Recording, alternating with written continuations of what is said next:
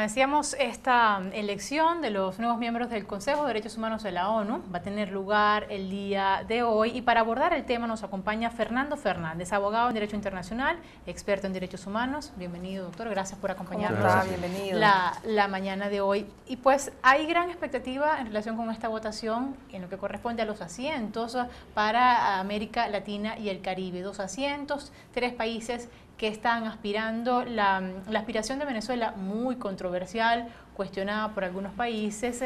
¿Qué pudiésemos esperar en esta jornada de hoy? Bueno, va a ser una jornada polémica, difícil, porque Venezuela venía haciendo campaña para obtener esa posición desde hace muchos meses, y a última hora Costa Rica se postula para disputarle esa posición. Brasil ya de suyo prácticamente tiene asegurada esa posición, porque tenía también muchos meses haciendo la campaña diplomática, ¿no?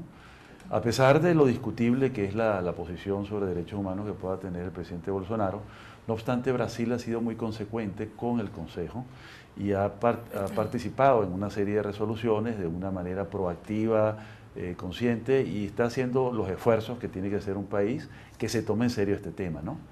El caso de Venezuela es muy diferente, porque a nivel diplomático ha ido contradiciendo una cantidad de señalamientos bajo el supuesto argumento, ya un argumento falaz, de la soberanía y de los asuntos internos del país y la autodeterminación de los pueblos, ¿no? De verdad tal pues que ese es un argumento clásico para negar cualquier posibilidad de cambio respecto de un derecho humano o de todos los derechos humanos. Creo que el problema de Venezuela, a la luz del informe de la señora Bachelet de julio pasado, evidencia pues que todos los derechos humanos están comprometidos, los civiles, los políticos, los sociales, los culturales, los económicos. Sí, absolutamente todos están comprometidos, y no hay señales de que vaya a cambiar. Es más, a la luz de lo que se resolvió, que es realizar una investigación de los hechos para verificar si es cierto o no es cierto que tal hecho aconteció y en cuáles son las características de ese hecho, pues, ¿no? Venezuela dijo que no va a colaborar. Eso lo dijo en Ginebra el embajador ante las Naciones Unidas, el señor Valero. De verdad tal pues que yo creo que es una situación muy comprometida para que Venezuela gane, dada esa postura. Y se postula también Costa Rica, que es un país que tiene una trayectoria sólida y reconocida en cuanto a defensa y protección de derechos humanos. Es correcto, sí. La tiene sólida, reconocida y constante. Hay que aclarar que Venezuela tuvo una posición muy sólida, muy constante, y era un ejemplo para países de América Latina, entre otros Costa Rica misma, ¿no? Desde el año 47, con las constituciones de ambos países, hubo una especie de constante complementariedad, y eran los países que iluminaban al resto de los otros países del continente, donde había muchas dictaduras. Entonces, Costa Rica y Venezuela siempre estuvieron ahí a la vanguardia, señalando el camino de respeto a los derechos humanos, no obstante, pues que había algunas violaciones. Pero la política sistemática y la política constante de ambos países fue siempre la de respetar los derechos humanos, salvo estos últimos 20 años donde ha habido un deterioro progresivo. Uno podría pensar entonces, decir, bueno, si Costa Rica mantiene una sólida posición de defensa de los derechos humanos, no tiene ejército, es decir, por ahí podríamos decir que tiene varios elementos que jugarían a favor.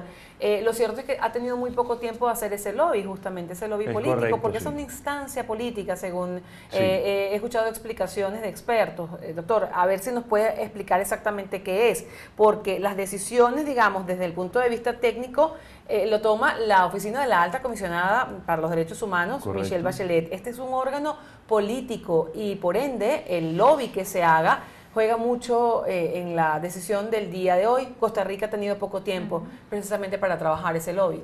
Sí, es correcto. Es un órgano político, pero simultáneamente también lo es técnico, porque escucha a la alta comisionada y también escucha a los relatores especiales, por tema y por países. Entonces, aunque la decisión es política, son los estados los que están ahí representados. No es un personaje tipo la oficina del alto comisionado, que está rodeada de técnicos de arriba abajo. Pero bueno, hay un elemento técnico muy importante, y por eso es tan importante, es tan necesaria esa investigación sobre los hechos. Porque van a ser técnicos quienes van a realizar el trabajo, y luego los estados también tienen sus mecanismos de evaluar la situación, porque tienen en sus embajadas, cada estado tiene también un delegado que se encarga de revisar los derechos humanos en el país donde tenga representación. De manera tal pues que es técnicamente una instancia política, pero técnicamente también tiene una incidencia muy importante en lo que se llama la injerencia en materia de derechos humanos. No nos olvidemos que los viejos conceptos de no intervención, de autodeterminación de los pueblos y de soberanía absoluta han sido superados por el concepto de preeminencia de los derechos humanos, sí. que es Ahora, la nueva realidad. ¿Por qué? Vamos a ponernos del lado del gobierno, en los zapatos de la administración de Nicolás Maduro. ¿Por qué postularse a un cargo tan sensible como un puesto en el Consejo de Derechos Humanos de la ONU, tomando en cuenta, bueno, todas las críticas que se le están haciendo, el no reconocimiento por más de 50 países a la administración de Nicolás Maduro, el informe de Michelle Bachelet? Claro, esto debe tener más tiempo de postulación, se lo pregunto, esto vino antes del informe Bachelet, pero ¿qué interés tendría Venezuela en ocupar un puesto en esa instancia? Tiene un interés preciso y muy concreto. Cuando uno analiza el Plan Nacional de Derechos Humanos 2015-2019, que es, digamos, la política oficial, uno se da cuenta la maniobra desde el punto de vista institucional y político que tiene el gobierno. Y consiste en hacer ver que el llamado Estado social, democrático, de derecho y de justicia que está plasmado en la Constitución es un Estado socialista, lo cual es una contradicción. La contradicción se expresa en un claro ejemplo de lo que fue la Alemania dividida en dos. Una Alemania socialista, totalmente comunista, y una Alemania donde había democrática, donde estaba un Estado social, que es diferente. No es lo mismo lo social que lo socialista. Son dos énfasis totalmente opuestos, antagónicos. Tan antagónicos que mientras duró el muro de Berlín, estaban los cañones y las ojivas nucleares y los tanques de guerra apuntándose unos a otros. De tal manera que es un antagonismo irreconciliable. Entonces hay un intento de hacer creer que el socialismo es igual al Estado social y a la democracia. Entonces es el conflicto que hubo también con la Unión Soviética y el conflicto que hubo y que hay todavía con China comunista, que ha habido con Vietnam, que hubo con Camboya y que existe con Corea del Norte, y la democracia representativa. Es el conflicto de la llamada democracia popular comunista contra la democracia liberal. Ese es el tema.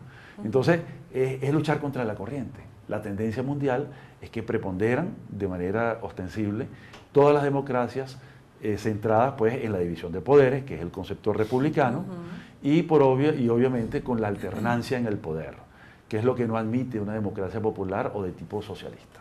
Tenemos que hacer una pausa, doctor Fernández, pero al regreso nos gustaría tener su comentario, su valoración sobre qué ocurrirá si Venezuela alcanza este puesto en el Consejo de Derechos Humanos de la ONU a la luz de estas investigaciones que están en curso y del trabajo que viene haciendo la oficina de la alta comisionada Michelle Bachelet. Muy bien. Hacemos esta pausa, amigos, regresamos con Fernando Fernández, abogado en Derecho Internacional y experto en Derechos Humanos.